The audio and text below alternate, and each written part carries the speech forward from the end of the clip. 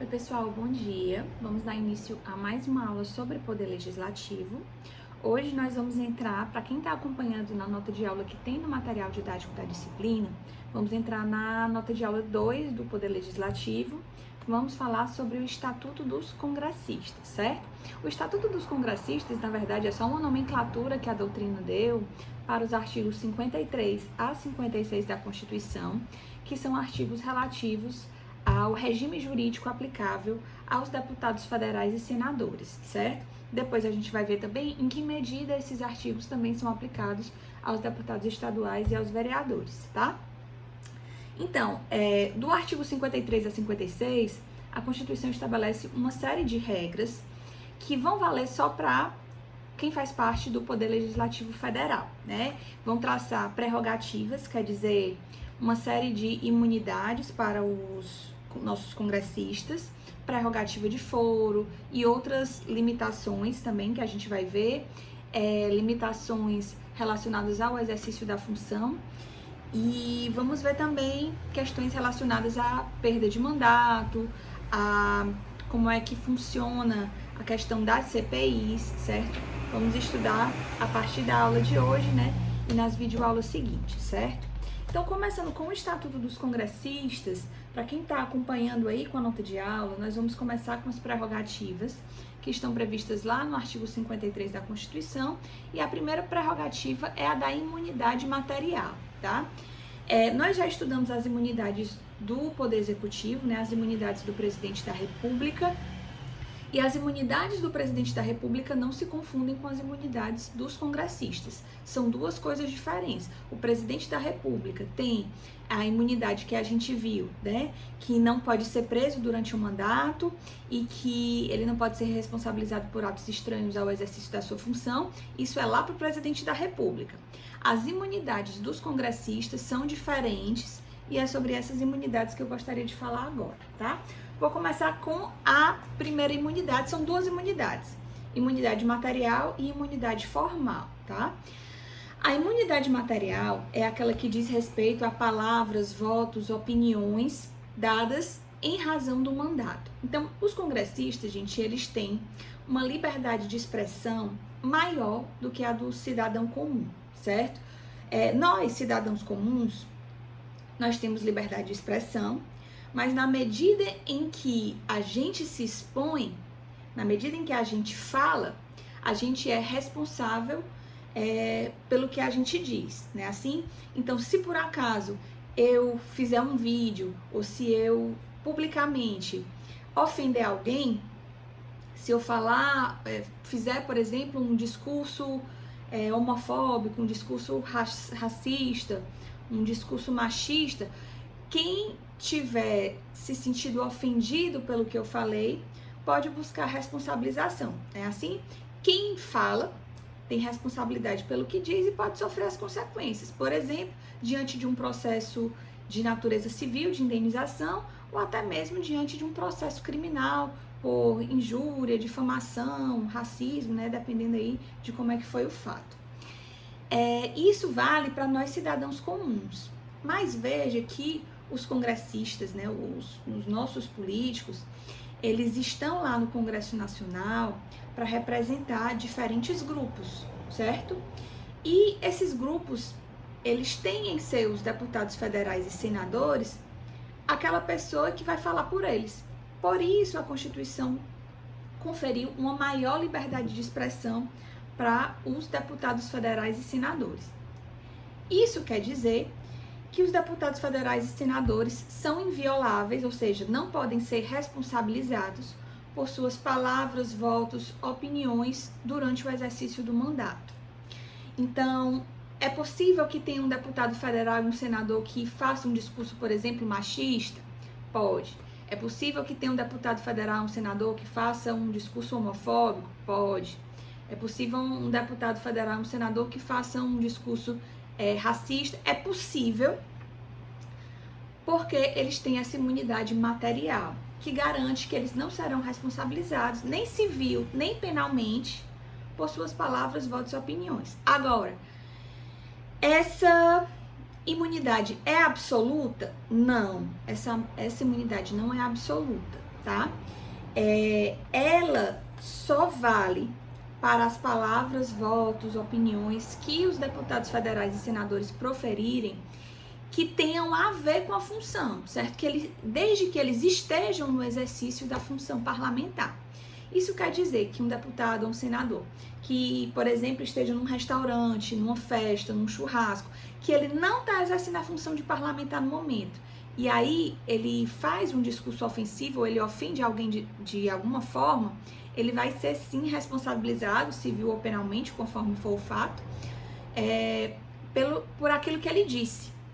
Ele só não vai ser responsabilizado se ele estiver no exercício da sua função, tá certo? E aí, gente, quando eu digo no exercício da sua função, isso quer dizer lá no Congresso Nacional, né? Quando ele estiver efetivamente dentro do prédio do Congresso, mas não só. Em entrevistas televisivas, entrevista de rádio, de repente uma palestra. Se ele estiver na condição de deputado federal ou de senador nesse momento, ele também está coberto pela imunidade, tá? Então isso aí foi a partir de uma decisão do Supremo Tribunal Federal que disse que a função parlamentar ela não se limita apenas ao prédio do Congresso Nacional. Na medida em que o deputado federal ou senador tiver uma reunião em outro prédio, tiver numa entrevista, tiver dando algum depoimento, algo dentro da função dele de parlamentar, também vai estar coberto pela imunidade. Agora, se ele tiver em um ambiente familiar, em um ambiente que não seja no exercício da função, aí a imunidade não se aplica a ele, tá certo? E outra coisa, mesmo estando dentro do prédio do Congresso Nacional, o Supremo Tribunal Federal entende que o deputado federal ou senador não pode proferir ofensas diretas a uma outra pessoa, certo? Porque se entende que aí não vai ter a ver com a função parlamentar que exerce. Então, teve um caso com o presidente da República na época em que ele era deputado federal, não sei se vocês acompanharam esse caso, mas ali em uma discussão com uma outra deputada, a Maria do Rosário, ele falou, assim, não exatamente com as palavras, mas falou que, aliás, foi com essas palavras mesmo, que ela não merecia nem ser estuprada, né? Que ela era tão feia que não merecia nem ser estuprada. Isso foi falado dentro do prédio da Câmara dos Deputados. E isso gerou uma ação judicial que ela moveu contra ele.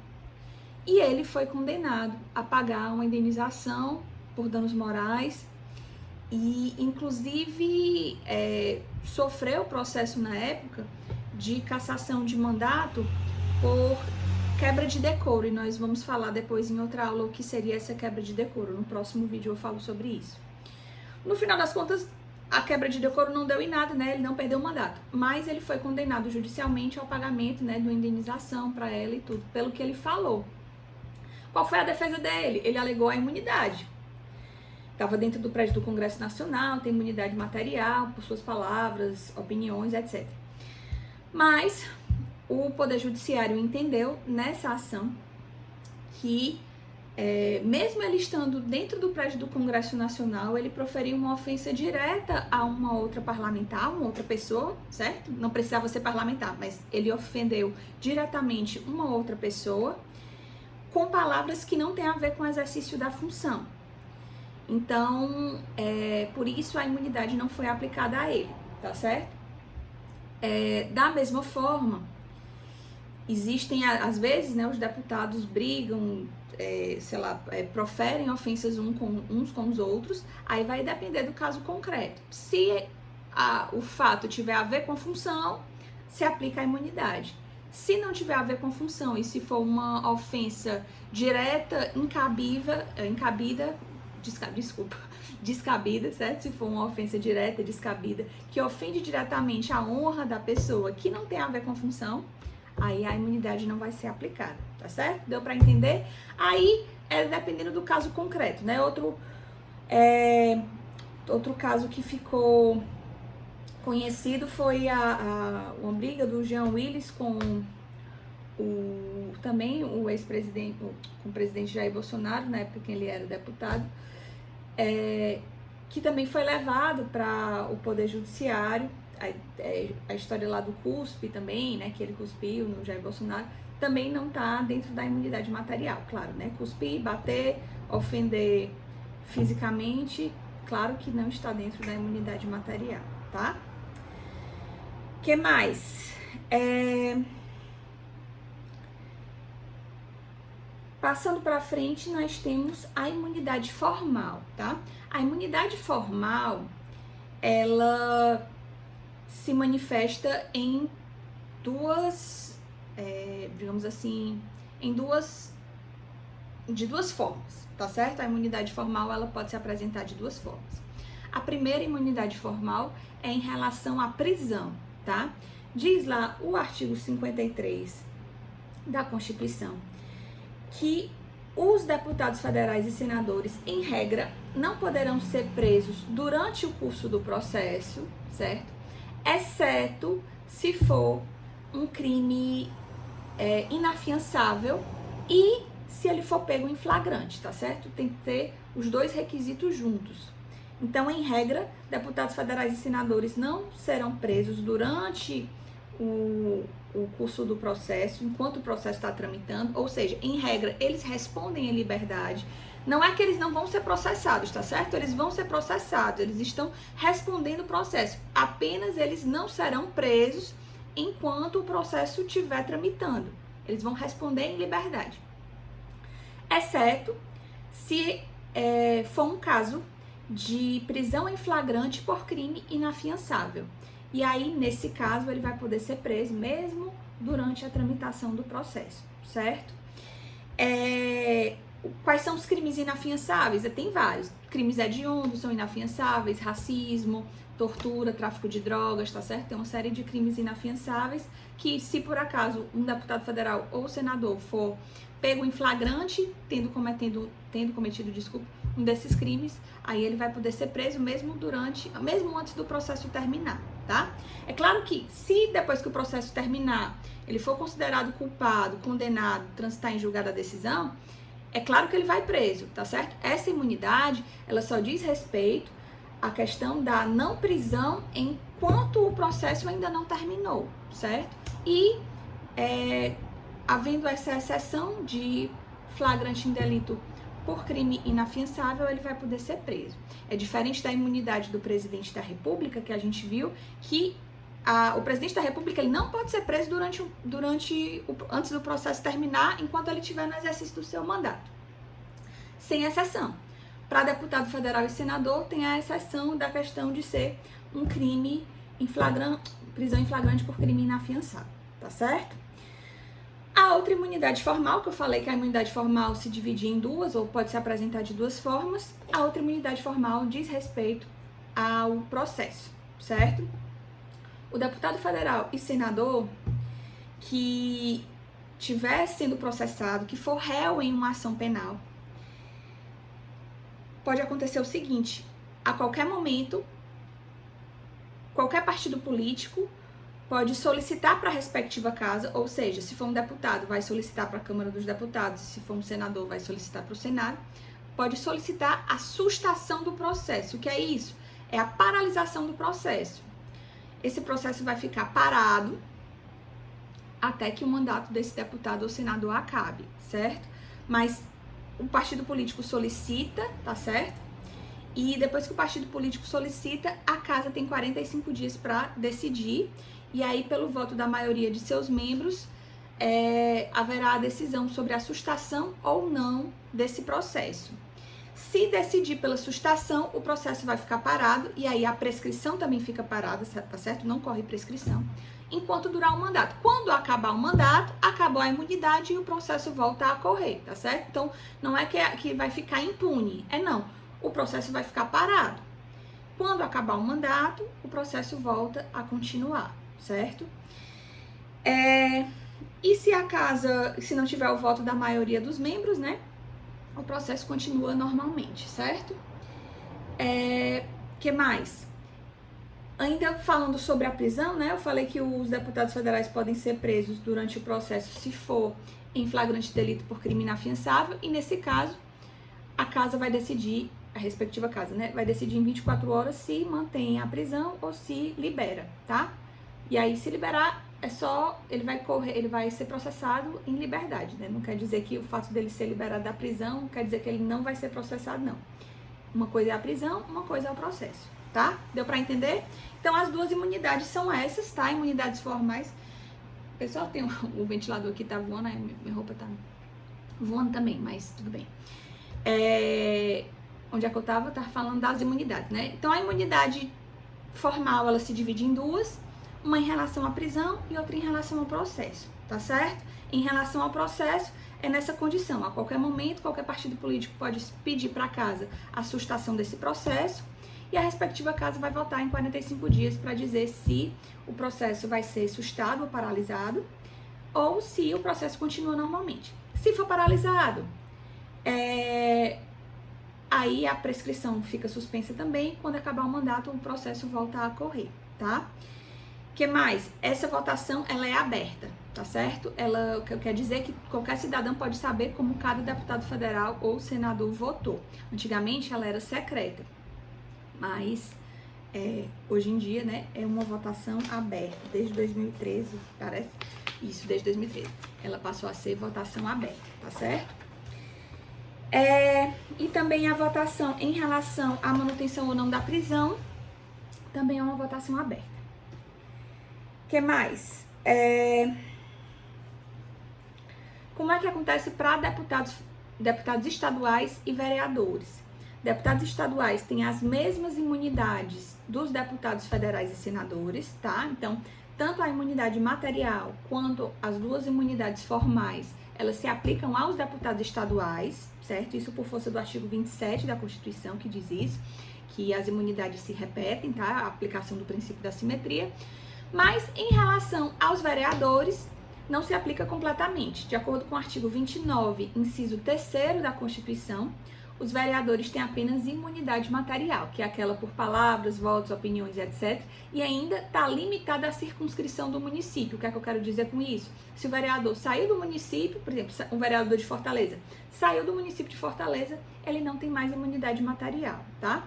E a imunidade formal não se aplica a vereadores. Tudo bem? Pronto. Passando para frente, nós temos um próximo item para tratar, que é sobre prerrogativa de foro. E aí eu vou precisar da atenção de vocês, porque houve uma mudança em 2018, a partir de uma decisão do Supremo Tribunal Federal, a respeito da prerrogativa de foro. Então, a depender do livro que você estiver estudando Direito Constitucional, essa parte pode estar um pouco desatualizada. Porque em 2018, em maio de 2018, houve uma mudança de entendimento do STF sobre prerrogativa de foro, certo? Se você estiver estudando com um livro que foi do início de 2018 ou é um livro de 2017, 2016, para essa parte da prerrogativa de foro vai estar desatualizado. Para o restante, não.